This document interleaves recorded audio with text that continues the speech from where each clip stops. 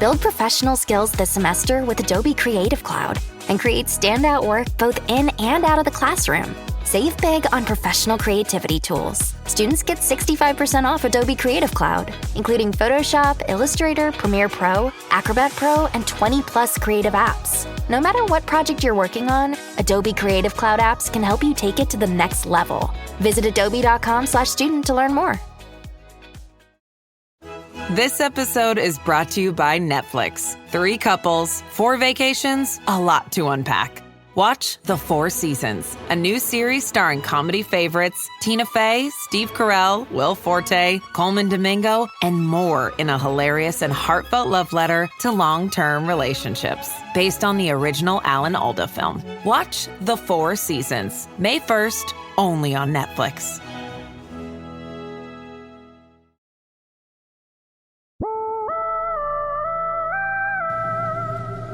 If fool me, we can't get fooled again. In Dallas, Texas, 3 shots were fired at President Kennedy's motorcade in downtown Dallas.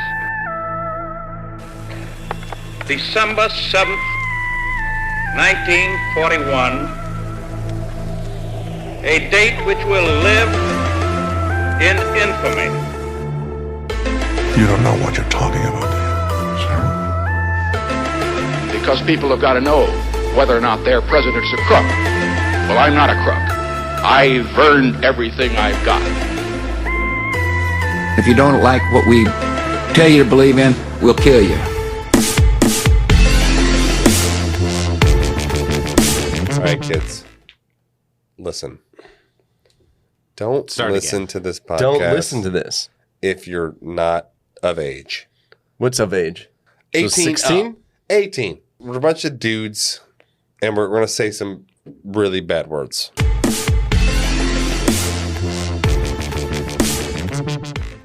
Hey, everybody. Welcome back to the Conspiracy Podcast. It's us again. What up? We keep coming back. Sean. Yes. Jorge. Yo. And Eric.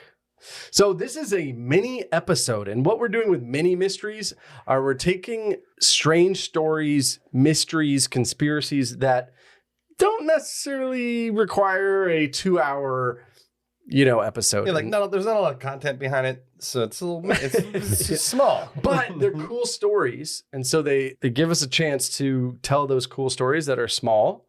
And I thought we would throw into the mix, not telling you who it's about. To actually capitalize on the mystery. Yeah, exactly. So here we are. So Sean and Jorge, we don't know. Do not know what this is about. No idea. They have no idea who this is. Or they do know who it is, but they don't know the story and they don't know the name. This is a famous person. All of these episodes will be famous people, and I'm going to tell the story, and we're going to see if they can figure out who it is. Some of them might not be. I don't want to say all of them because I have some ideas for some that may not be about a famous person, but most of them will be. Yeah, exactly. So here we go. You guys ready? Let's go. I'm ready. Okay, October 3rd, 1849. Damn. Going back. It's like, wow, that's a lot different. So in the wee hours of October 3rd, it was raining in Baltimore. Damn, it sounds like a good book opening. There was a man by the name of Joseph Walker, and he was a compositor for the Baltimore Sun. So back in the day, a compositor is, they basically put everything, all the plates together, and you put it all together, and it's getting ready for printing. So that's what he did, right? Yeah, like the lithograph. Yeah. So this was election time period, and so they were about to elect or vote for a new sheriff, basically, in Baltimore, okay? He went to a place called Gunner's Hall. Dope. Gunner's This Hall. guy? This Joseph Joseph guy? Walker Okay. did. Yeah, he went to a place called Gunner's Hall, and Gunner's Hall was a bar. Nice. What a sweet bar name. Yeah. So nowadays, the elections, they'll have those places that you go to vote. It's like you go to your district voting station. Yeah. So mine is a church. Yeah, mine's a church too. Yeah, exactly. So they just pop up and Mine's like a school. Yeah. Really? But yeah, you go to different places wherever, depending on where you live. Yeah. So back in the day, it was a little bit cooler. It was like a bar. Have a drink while you're waiting. Let's bring that back. Yeah. So it was a public house, or it was called Gunner's Hall, basically. So it was very busy. It was election day, and Gunner's Hall served as the pop-up for the location for the Fourth Ward polls. Okay. So when Walker arrived, he found a man delirious, and dressed in secondhand clothes that were shabby, wet, etc. So he's a bum. Yeah. And this man was lying in the gutter. The man was semi-conscious and he was unable to move. But as Walker approached him, he discovered something unexpected. He pissed himself. Possibly. For sure. Oh my God, I was not expecting this. He was famous. Oh. So just imagine you walk up to a bar and somebody's in the gutter. Like puke all over. And you're like, oh, holy shit, shit, I know this guy. Yes, exactly. Why do you're still handsome even though you're a bum? That's weird. So worried about his health, Walker stopped and asked if he knew anyone in Baltimore who might be able to help him. The disheveled man gave Walker the name of Joseph Snodgrass. Fuck. And Snodgrass was a magazine editor who also happened to be a doctor. Damn. Okay. Yeah, so this guy was a shit. So at the time, you wouldn't text anybody. It's the 1800s here. Yeah, so they're probably somebody go send a fucking telegram. So he wrote a note, and we actually have the note, right? And so it says, Baltimore City, October 3rd, 1849. Dear sir, this is a note from Walker to Snodgrass. It's a telegram. Yeah. Yeah, it's not like, yeah.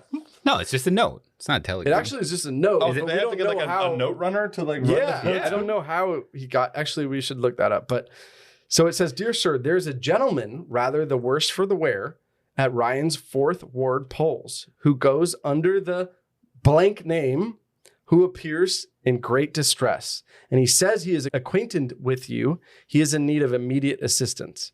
Yours in haste, Joseph Walker. Oh, I like that. Yours in haste. I might put that as like the sign off of my work emails. Yours in haste. Answer me, bitch. That's definitely. In fact, that's how we're going to sign off today. 99. Yours in haste. You better remember that. Yeah. Okay, so this mystery man was taken to the Washington Medical College. He was there for a few days, and he was not coherent long enough to explain how he became in this dire condition. Wow, so he was fucked up for multiple days. Oh, yeah. Damn. He was wearing clothes that were not his. Damn, must have been some party or something. He is said to repeatedly called out the name Reynolds. Sounds like Gaudi and how he died. Gaudi is the guy who died as a bum. Mm. The most famous man in Spain. He got hit by a tram and he looked like a bum, so the cops didn't care and they let him die. And then they finally get his body. Like, holy shit, no. So in the medical ward, he was calling out the name Reynolds, and nobody knows who Reynolds was. So he kept shouting out the name Reynolds, and nobody knows who that is. And still to this day, nobody knows who the hell he was talking about. Okay. His attending physician said that his final words were, Lord, help my soul. And then he died. All the relevant medical records were lost, including his death certificate. That's a little sketchy. Yes. Here we go. I mean, it is Here 1800, so they were like, I don't know where the file went. So 6 days before he was to be married, he disappeared. 6 days earlier, he was supposed to be married, but he disappeared. He left his home in Richmond, Virginia, bound for Philadelphia to edit a collection of poems for a friend and attempt fundraising for a magazine that he wished to start. Okay, so he's got money. I'm just trying to like figure it guess out. who, you know? Yeah. You don't start a magazine if you're broke. Yeah, it was later revealed that he never made it to Philadelphia and no one had seen him in that 6-day period. I see. How he got to Baltimore, nobody knows. Because he was going to Philly. He never revealed why he was there or how he got there. All right. So there you go. That's the story of this man. I'm trying to think. Okay, so 1800s. I'm like, who? Okay, who?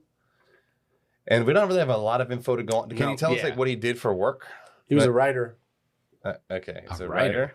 writer. Also a poet. Is this Edgar Allan Poe? This is Edgar Allan Poe. That's what I was going to say too, but I was This like, is I was like, this sounds Knight. like the fucking rapping at my chamber door. So if you don't know who Edgar Allan Poe was, he was a famous writer and poet, and he wrote The Raven. Yeah, the Raven. The Telltale Heart. Yeah, there's a bunch. And he also is, some people say that he began the movement of detective stuff. Yeah. There's been a lot of. I think there's even been movies that have been based off of kind of some of his works. That's right. That's right.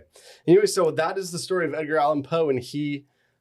no idea. I had no idea. I'm just that good. Yeah. So when you said he was a writer, that kind of gave me. Yeah, that. I mean, in the 1800s, there's not very many of the them. writer. Yeah, but I'm saying I had no idea that he died like that. Like, neither did I. You know. Actually. Yeah. So there's some theories as to how and why he died. He was a recovering alcoholic. Okay. So maybe he like went off the wagon. Yeah, he was definitely lit. So he was lit. I need clothes. But for days and days and days, he was just Maybe he was getting cold feet. He's about to get married. He's like, I'm just going to stop off in Baltimore for a second. You go on a binger? That like sounds a full different binger. than like alcoholics. If you're going to go on a binger, like you don't, first of all, you don't remember. It's not like you don't remember shit. Right. And if you're an alcoholic, they can take it a lot better than like a regular person could. That's true. The fact that he was in the hospital like incoherent for days, like seems like there was some like Fear and Loathing in Las Vegas shit going on. He was like, pass me the ether. Sounds more like drugs than fucking alcohol to me. Yeah. It's hard to say. So there's a couple theories. One is that it's called the beating, and Eugene Didier wrote in 1872. He said the grave of Poe. And he said that while in Baltimore, Poe ran into friends from West Point who talked him into drinks. This is a recovering alcoholic. Poe. He's like, I really shouldn't. Yes. They're like, don't be a bitch. Yes. Like, no, I'm recovering. Don't be. So I'm recovering too from your lameness. Go to the bar. So bad. Just one. So unable to handle it. Yeah. You can take it. You can take one. Come on now. Sorry. So the idea is that he left his people that he was with. He had drinks, and then he got into a drunken state, and then he was simply just robbed and beaten. That makes sense. Yeah, but how do you explain the clothes? They take his clothes like, here. Yeah. We're going to dress you in shittier clothes. Like, what the fuck? That's like ultimate humiliation. Not only are we robbing you, we're going to dress you like a bum. Okay, so there's another theory, which is called cooping, right? And so like cooping is a practice that was known in the 19th century, which was voter fraud, right? That's weird. Maybe it's like recouping. Like, I don't know what the derivation of cooping is, but the idea. So what does it mean? Yeah, so what would happen is voting would occur, these elections would occur, and it was. So there was no IDs. It's like there was no Wild West. Yeah, there was no scanning of your card into the thing. There's no driver's license. There's no nothing. Yeah. So what they would do is they would get quote unquote hobos. I'm John Smith, and they would go and say, "Hey, vote for Tammany Hall," and they would go and they would be like, "I'll give you a beer. You go in, you vote." And then you come back out and we'll go to a different polling station. We'll put a hat on and we'll shave off your beard and you vote again.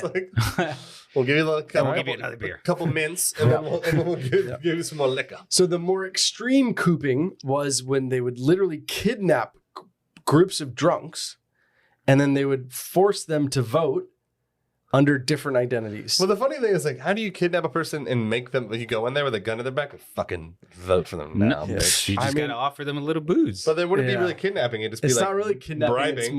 It's more like bribing. More like taking against their will than making it making it for their will by giving them booze. Now, if you raped them, that would be different.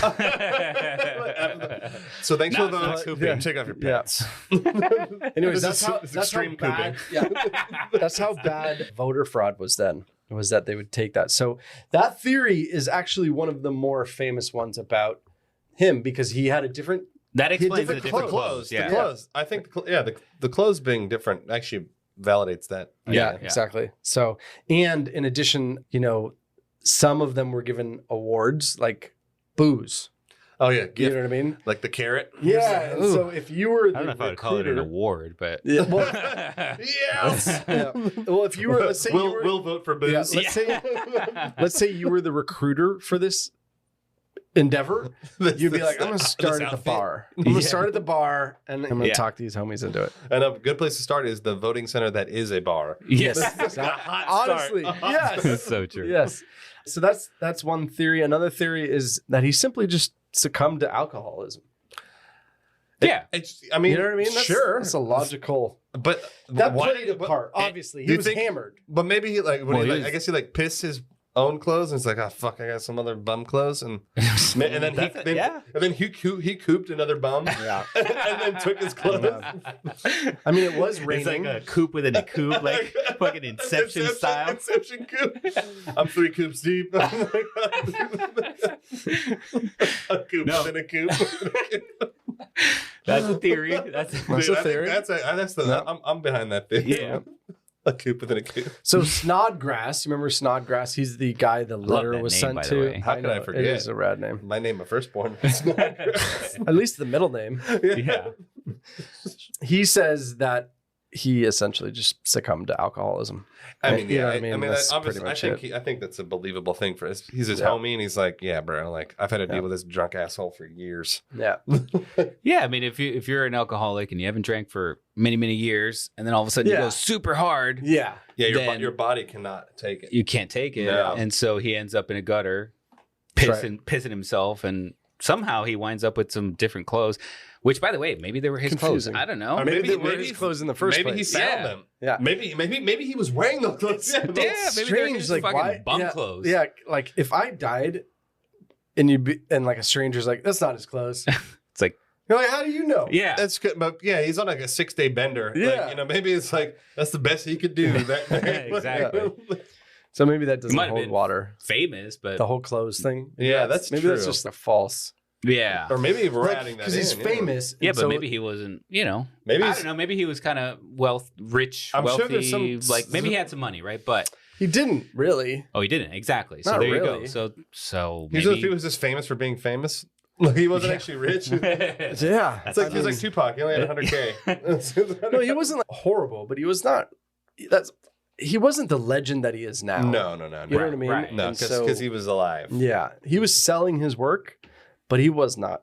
I also can't imagine even back in the day, like being a writer paid super great. No, true. Like you sold like a bunch of books for a penny each, and like even now.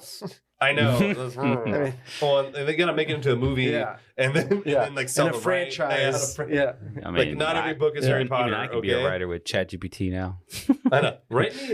Honestly, a sequel there, like the anti-Harry Potter books. You know what I'd love to see somebody try is to try to create a career out of ChatGPT. Yeah, people do it. No, writing. Oh, writing. I was like, people do it right now, like as like software developers. Really? Have you ever punched in there? Hey, write me a novel. I did actually write not a novel, but a small little short story for kids or whatever for my daughter. I just fucking around with it, and it did. Yeah, it's pretty good. It was the best. It was the best short story. Already cried after reading the book. It's beautiful. Honestly, it sounds terrifying. Think about all of our art is going out the window. That happened in like 10 seconds. Really? Like, it just spit out the whole story. Yeah, and it was crazy. It was bound. Oh. Sounds absolutely horrible. Like everything in our lives is ChatGPT. Yeah. ChatGPT, make me food. I'm hungry. So another theory that I thought was interesting was the one about rabies.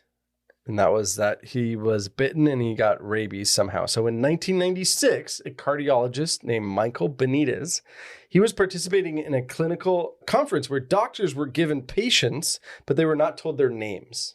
Right? So he was given anonymous. He was given to just the medical records and like that's right. This is what the patient had. Diagnose it's like their final. It's like their final exam. Like their what is it called? The residency. Yeah. Okay. Here. And instead of knowing the famous person's name, just know the symptoms and then diagnose from there. Yeah. Right. So the physician who took him in at the hospital said he was confused. It was a downward spiral. He was delirious. He had hallucinations.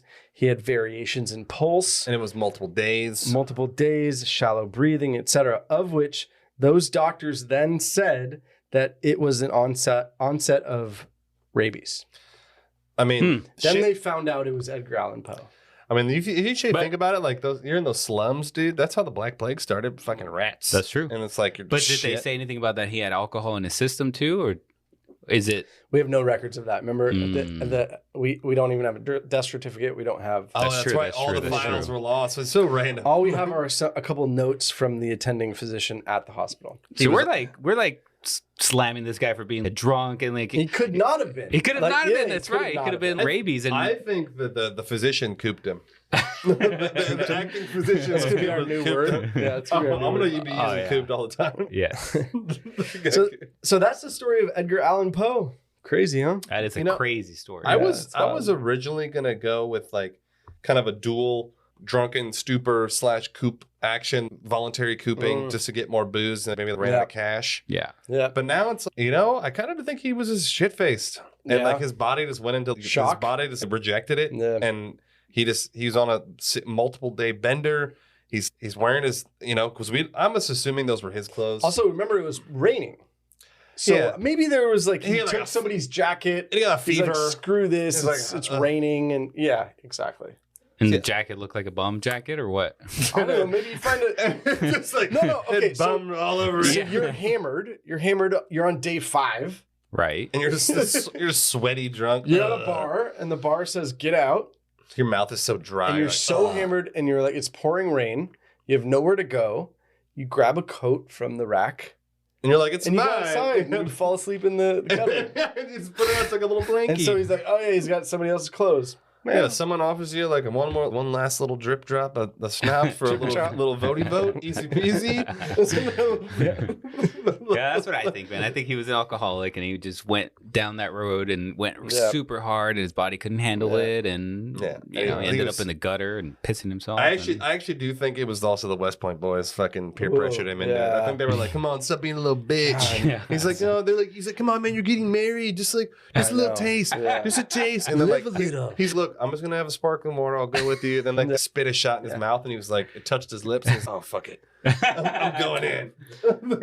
But our Hollywoodized society would make it seem like he was. I shall take one sip of this. It's like Edgar Allan Poe, and like he's all. I was thinking more like old school when Will Ferrell. He's like they're like trying to get him to do the beer bong. He's like, okay, I'll do one. Fill it up again. And then next thing you know, he's streaking. It's like went straight down the rabbit hole. Oh, it's a pretty bummer demise for Edgar Allan Poe. Yeah, pretty bummer demise. All right, well, that's a cool what story, we got. though. Yeah, it's a cool story. I liked it. I mean, I now you know. No right? idea. No idea. Now you know. The more you know. Yeah, exactly. Now you know. All right, Merry Christmas, everybody. We'll talk to you later. All right, sincerely with my haste. Yours in haste. Yours in haste. Yours in haste. Yours in haste. Home means something different to everyone, but with Rocket Mortgage, home can mean even more. It can mean a college education, taming your high-interest debt, even a renovation. We've made it easier than ever to use your home equity. That home you worked so hard for, now it can work hard for you. Call 800-4ROCKET or visit rocket.com to find out more. Rocket Mortgage, LLC, licensed in all 50 states, and MLSConsumerAccess.org, number 3030. Clorox Sentiva smells like grapefruit. Cleans like Clorox. And feels like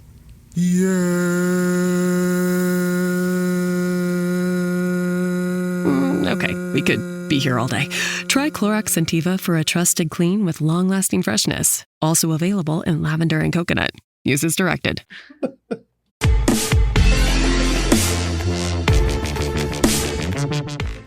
What's up, guys? I hope you enjoyed this episode. I want to invite you to join us for our Patreon. So what that is an exclusive membership. We're going to be able to get exclusive discounts, like 15% off on all our merch. And you won't have to listen to these ads ever no more again. Ads. Never again. Plus, you're going to be able to access our minis episodes. So that's something that nobody else is going to get access to. They're just short podcast episodes worth about 15 minutes long or so. Yeah. So cool, extra content that you're going to get access to. I know, and all those other suckers are waiting for next Tuesday. You're going to hit some minis up, fill the void. That's right. Instead of, having to wait the rest of the peasants for the next episode. There are 2 ways you can sign up for exclusive content. The first is through Spotify. There's a link in our profile description that links you to the Spotify premium page, and that's only $2.99 a month, and it gets you an ad-free experience, and it gets you extra episodes that come out every month. The other way is through our Patreon. All you got to do is go to Patreon and search The Conspiracy Podcast, and you'll find us. There are many different levels there, all giving different amounts of content. That's right. All right, ladies and gentlemen, nighty-night.